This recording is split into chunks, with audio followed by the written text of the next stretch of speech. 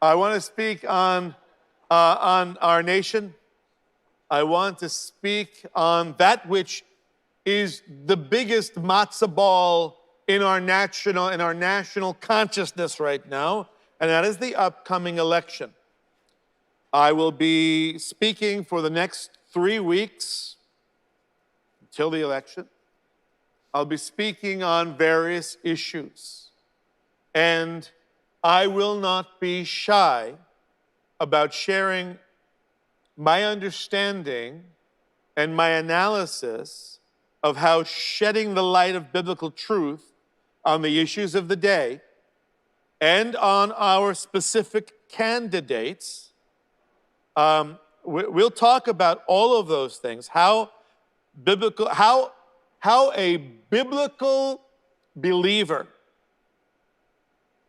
should apply Scripture and shine the light of Scripture on our candidates.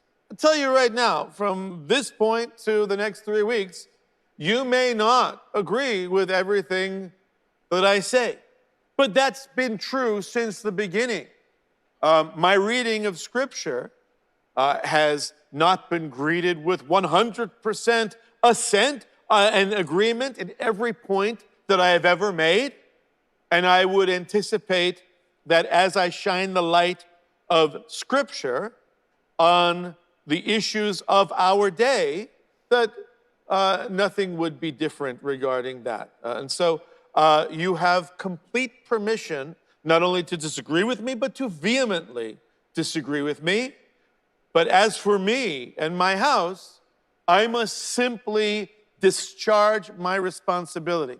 For too long, pastors, ministers, teachers of the word have been cowed into silence and submission regarding political issues, as if somehow God has nothing to say or should have nothing to say. And it's one thing to have removed God from our schools. It's another thing to remove God from our nation. One led to another. That's a whole other issue, another message. But nonetheless, it is time that the church spoke on the issues that we all talk about the rest of the week. I don't believe that we spend our weeks, our days during each week, discussing the nuances of just how our Messiah is the incarnation and exactly what is the relationship and how does it work between, and what is our responsibility and what is God's sovereignty. We don't discuss those theological issues around the water cooler or around lunchtime. That's a whole nother thing. Maybe we should, okay? But nonetheless, the issues of the day that we do talk about, the church must speak on. God surely has an opinion, and he's expressed it in his word. So for the next 3 weeks, we will be discussing these things boldly and without apology.